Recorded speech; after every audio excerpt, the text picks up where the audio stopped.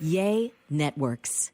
It's one thing to say or to believe that we want to view our world, our lives through a positive lens, a positive mindset.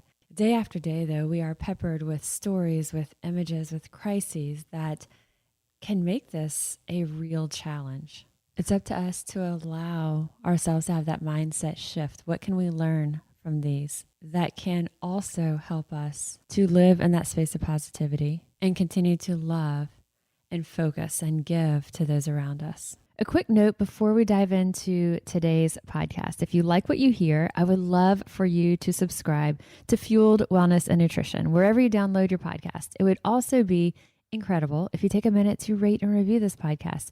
Those things do matter and they really help us. I'm Molly Kimball. Welcome to Fueled, a wellness and nutrition podcast. I'm a registered dietitian and nutrition journalist with a passion to help people live their strongest, healthiest life possible.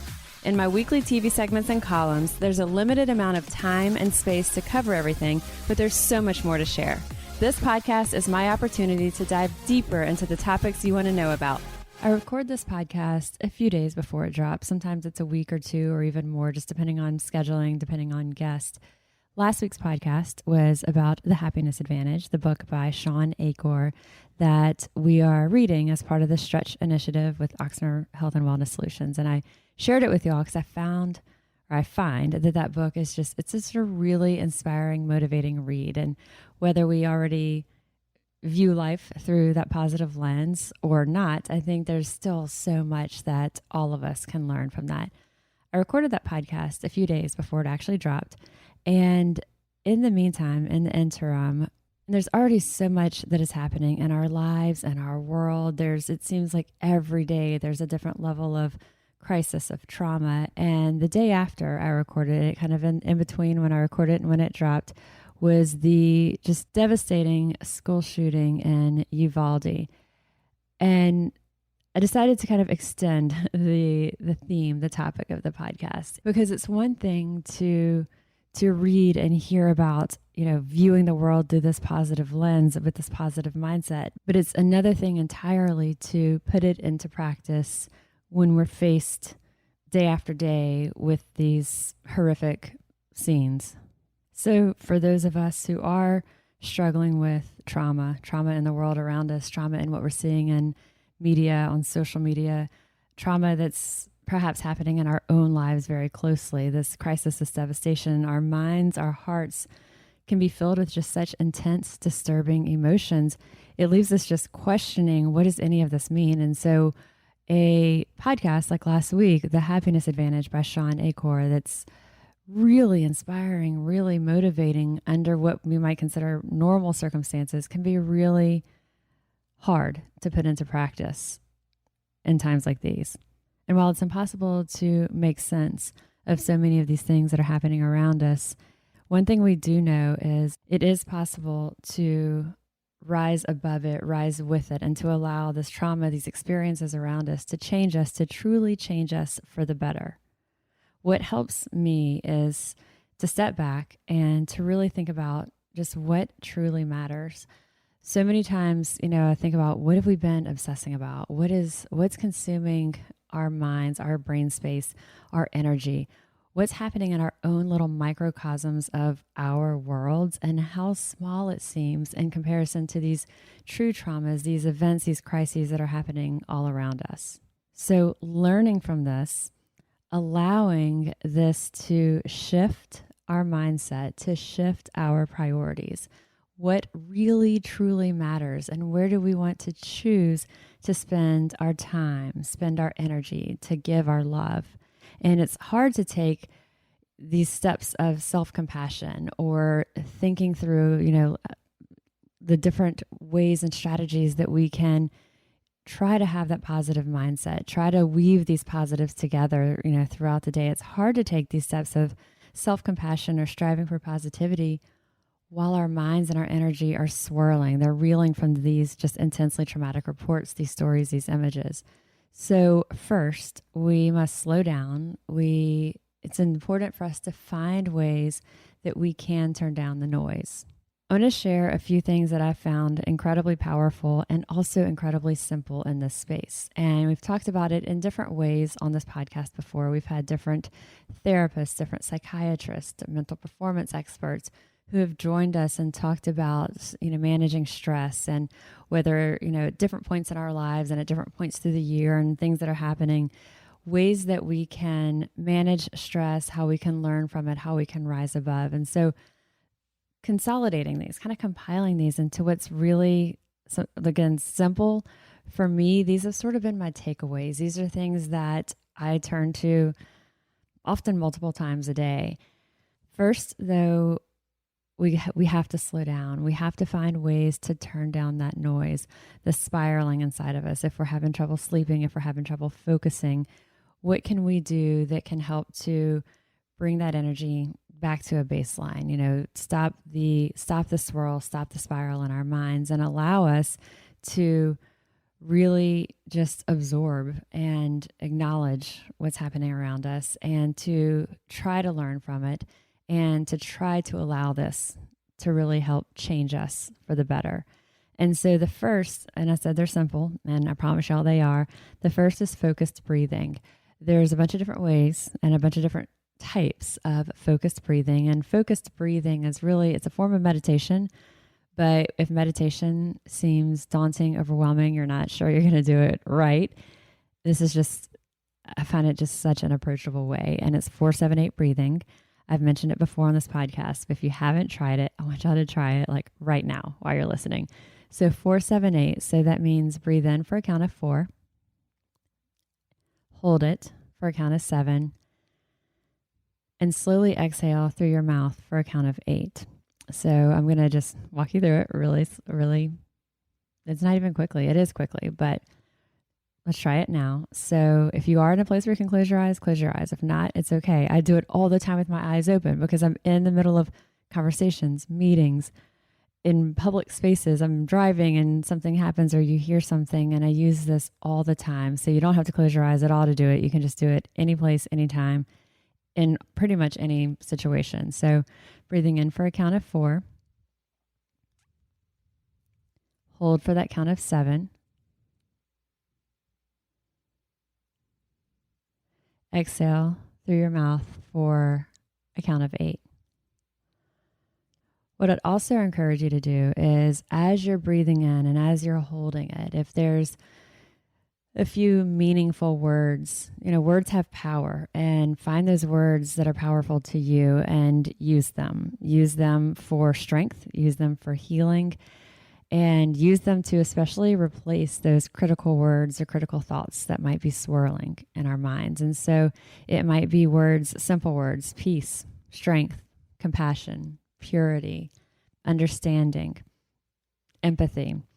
It can be what resonates with you, what is powerful to you. So as you breathe in for that count of 4, as you hold it for that count of 7, as you're doing the counts, you could even not count 1, 2, 3, 4. You could count with these words and hold it for that count of 7. Continue to repeat. It might be 1, 2, 3 words. It might be the same word over and over. But the idea is to focus our breathing. As we do this, it helps to control our heart rate. It lowers our blood pressure. It slows down our mind. If we're only counting, we're thinking of at least the counting. If we're counting and incorporating these words, these powerful words to us, it is starting to shift our mindset. And so it's a very, very simple, very basic. The second, and this I think is just truly, this is essential, is separating from media, from social media, setting boundaries at the very least with media, with social media, even conversations with family, with friends, with coworkers. If it seems that everywhere you turn, it's conversations that are anxiety provoking, we want to be aware, we want to be informed, we want to have that knowledge. There's a difference in exposing ourselves enough to be armed with that information, to be armed with the knowledge and have those details. And then there's where we're sitting in it and we keep reading it and hearing it and watching it. And as we know, with so much media, it can be the same story tilted just a little bit different way, and we're really not getting any new information, but it's continuing to just soak us in it. So as much as possible, separating and or setting very strong boundaries with media, with social media, even those conversations with family, with friends. Arm yourself with the information, and inform yourself, educate, become knowledgeable, but be aware when that information crosses a line and is becoming simply toxic to you. The third thing that I've found just incredibly powerful, so focused breathing, separating or setting those boundaries. The third thing is finding purpose. I remember years ago reading about parents, a mom and a dad, whose daughter had been killed in a movie theater shooting a while back in Colorado. And this mom and dad devoted themselves they just dedicated their lives to helping other people who are going through similar trauma. And they quit their jobs. They got rid of pretty much everything they owned. They rented out their house and they started just traveling around the country, unfortunately, to the scene of mass shootings. And as we know, as it stands right now, halfway through the year, there's statistics all over our news that are telling us there's been more mass shootings in 2022 than there have been days. So this mom and dad who had lost their daughter, they meet with victims, they meet with families, and they're offering their own version of a survival guide to grief and building this network among survivors. So when I think about in the midst of crisis, finding a purpose, to me, that comes to mind as like, wow, like that's not just saying it. That's truly just putting everything down that you have and just giving every single fiber of yourself to that purpose. For a lot of us, that's not going to be feasible. That might not be, in the conversation when we're talking about finding our purpose. But what could it be on a level that is feasible for you? It might be getting involved in a movement, a campaign, showing up, maybe not just on social media, but showing up in real life to support it. It could also be just on a one-on-one individual basis. Who in our lives, maybe we know them already, maybe we don't, but who in our lives can benefit from our attention, our compassion, our support? Because we as individuals, we can't change or stop these crises from happening around us, around our nation, around the world.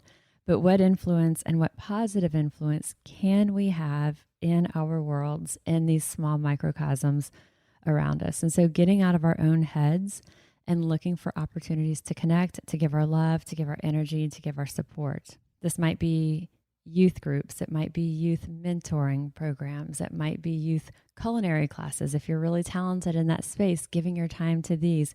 There's different ways that we can each find that purpose, get out of our own heads, and have some level of positive influence in the space around us. So just to recap those, when we're talking about how do we first slow down that swirl in our minds, it's almost, it can feel like a panic. It can feel just like a frenzy that is just this hyper responsiveness to everything that we're reading, we're hearing, that is just so emotionally intense for us to process. Some things that I've found effective, and I hope that at least one of these can be effective for you, is that focused breathing. 4-7-8. It can be just that 4-7-8 breathing. It can be putting in those words that are meaningful, that are powerful to you. Separating and or setting those boundaries with media, social media, and then finding that purpose. It doesn't have to be these, like the parents did, giving of their entire lives for this, but there can be some layer in there, some thread of what we're doing that we can give and we can contribute in such a positive way in that space around us. And then not forgetting to add in that element. We use the words self-care a lot, and it can kind of just bounce off of us sometimes, but not forgetting to truly nourish ourselves emotionally, physically, spiritually. And so a few things just to keep in mind in that space is looking to see, in spite of everything that's happening, how can we surround ourselves with positivity? And on the flip side, we can kind of say it a different way. We can choose to surround ourselves with positivity when we have that option. But regardless, we can look for these positives that are happening around us and weave these together. And it may feel like there's not many, But one of the things we talked about last week, as we talked about the happiness advantage by Sean Acor, is thinking at the end of a day, 3 good things. And whether it's with your kids, with your partner, your spouse, it could be as you're going to bed, it could be over dinner, it could be on that evening walk with your friend that you do the walk and talk with. Somebody that's sort of your accountability person, or it just becomes part of the normal daily conversation with them. 3 good things. What are 3 good things that happened that day? Because even if you're in a space where you're feeling like there's just not much good happening, it could be an unexpectedly positive conversation or positive interaction at any point. So looking for these positives, weaving them together. So when we're talking about self-care, the first thing that I look at is, and we've said this before, it's not like we're not saying to be in denial of the reality around us. We're not saying to look at things through rose-colored glasses. However, no matter how challenging and how hard things feel, there's going to be some glimmers of positives. It could be the beautiful nature of seeing how people come together in a time of crisis. It could be, again, it can be something that may have risen out of that crisis or out of trauma, but there can often be some glimmers of positivity that we can weave together. So that finding that positivity, no matter how challenging things are, is going to be key in nourishing our soul, nourishing our spirit. Movement. And movement doesn't have to be exercise. Movement can be working outside in the garden. It can be taking just a 5-minute walk. It could be anything that has us moving. It could be full-on exercise, and it could be something else that just has us moving. It could be stretching. It could be something that doesn't feel super strenuous, but we've got our body moving. That movement, and ideally without distractions when possible. And finally, continuing to be mindful of how we nourish our bodies. It can be really easy when we're feeling, fill in the blank with what the negative emotion might be. We might feel overwhelmed. We might feel fearful. We're feeling anxious. We're feeling stressed. We're feeling bombarded. We're feeling whatever it might be. We're feeling pain. We're feeling hurt. Any of these things, when we feel these, it can be so easy, and our tendency can easily be to self-soothe. It's not uncommon to have, there's such a strong tendency, I would say, for us to want to self-soothe. And we may self-soothe with food. For many people, self-soothing with food may look like high sugar foods. It may be sweet, it may be savory, but a lot of times the foods that we are self-soothing with and kind of numbing out, self-medicating with, are not going to be the foods that truly nourish our bodies. But returning to these foods, eating can serve as that distraction. What it's typically is going to be some sort of carbohydrate, whether it's, again, sweet, savory, salty, crunchy, creamy, cold, any of those things, with those, whatever it is that you sort of crave in those times when it is sort of that looking for something to unwind, looking for something to self-soothe. A lot of times it is carbs, and we look for it, and it's giving us that rapid release of serotonin. It's giving us that endorphin, that sense of that feel of endorphins. And so we often, depending on the extent that someone is susceptible to how these foods leave them feeling, it can go from, as little as just a sort of a mild little release of serotonin to a full-on sense of almost euphoria, depending on how sensitive someone is to the influence of the carbohydrates and these carbs, the salt and fat. And we've talked about that before on this podcast, but when we do have those foods, again, ice cream, chips, savory, pasta dishes, pizza, cookies, chocolate, but those carbs are usually carbs with salt and fat, and they light up these receptors that are influenced similarly as addictive drugs are. And so when we look at someone who says, when I'm stressed, that's when I overeat, and I tend to reach for these types of foods, that's the reason why. So I would say making sure that as we're looking to surround ourselves with positivity, looking for these positives in our day, thinking of those 3 good things at the end of the day, getting that movement in, as small as it might be, again, just stretching, or even it could be stretching, it could be yoga, even your physical therapy movements, any of this stuff might count as movement, but getting our bodies moving. And then really important is going to be nourishing our body. So being mindful that when we're feeling that challenge, that the quote, when I'm stressed, I reach for fill in the blank. As we're doing some of these other things though, all of that can help offset that tendency, that want for us to do this. So being mindful of the foods that we're consuming and also being mindful of alcohol. It's really tempting to want to turn down that noise, to sort of numb out, to self-soothe with alcohol as much as or more than so many of those foods that can be challenging for us.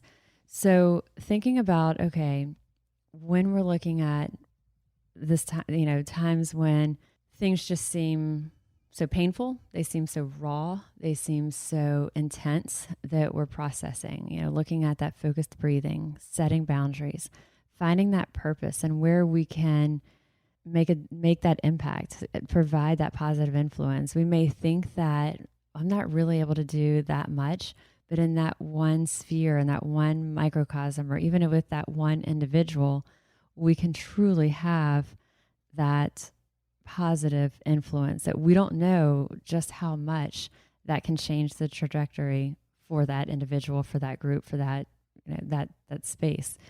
And then adding in, if we want to call it self-care, we want to call it nourishing our bodies, but the emphasis on positivity, I can't say it enough. It doesn't just happen. We have to train our brains to look for the positives, to weave these together, get our bodies moving, and then finally nourish our bodies. Nourish our bodies with as much plants as possible, plant-based foods as much as possible, vegetables, fruits.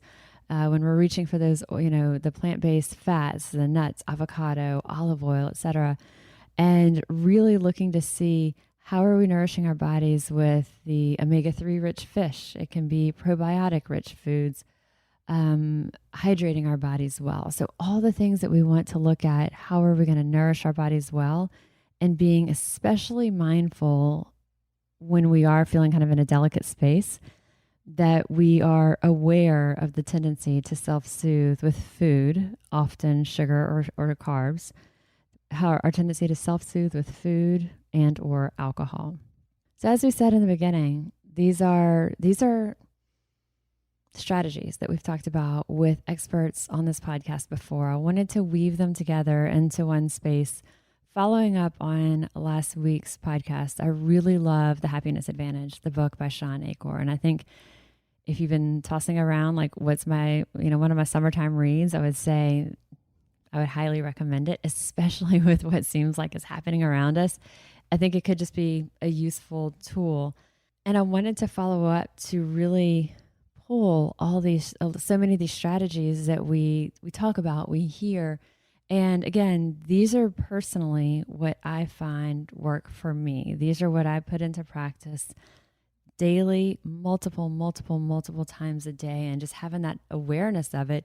And at first, it might be a really heightened awareness. And then they sort of become habit. They sort of become just like built in their routine. And the more that we do them, the less that we have to actually think about doing them, and they just become automated. So with each of these that we've covered, in the beginning, I had to think about it a lot. But then as it's become just more part of me, it's second nature. It's not something that I think about or consciously say, I'm doing these multiple times a day. But when I think through each of these, I realize, yes, that's something that it's multiple times, often through the day, I'm calling upon these strategies as we're handed another little dose of a stressor or a crisis or something that just is mind-blowing that has happened in the world around us. Ultimately, we as singular individuals can't change the world, but each of us can be one element of the change that we want to see in the world. So give this some thought. I want to hear what's working for you. I know that we all have a lot on our minds. We have a lot that is weighing on us. And I hope that, like we said at the beginning, how can we learn from this? How can we start to be aware of what's been consuming us? What have we been obsessing about? What has been pulling on our energy and our own worlds? And be aware that almost always, not always, but many, many times, what has been top priority, top of mind for us just really pales in comparison to the true crises that are happening around us. And it's not just the things that we're seeing in the media. It's often friends, family that may have some just really hard things they're going through. So trying to keep that perspective, what's happening in our lives, how stressful is this really? And the answer may be truly, legitimately, incredibly stressful. The answer may also be, or instead could be, you know what? It's really not. I'm responding to it in a way that feels very stressful. But when we step back and we look objectively, as much as possible, if we can learn from what's happening around us, like we said, allowing this to shift our mindset, to shift our priorities, to really hone in on what truly matters, and really where do we want to choose to spend our time, our energy, our love. So let me know what you think. Let me know what of this has resonated with you and what other strategies have worked or are working well for you too. I am registered dietitian Molly Kimball, and you've been listening to Fueled Wellness and Nutrition, the podcast. If you would like more Fueled Wellness and Nutrition, please head over to mollykimball.com, and you can follow me, Molly Kimball RD, on Instagram, Facebook, and Twitter. And if you haven't yet, please go to Apple Podcasts and subscribe, rate, and review this podcast. And join us next week for another dose of Fueled Wellness and Nutrition. Thanks for listening, and stay focused on living your strongest, healthiest life.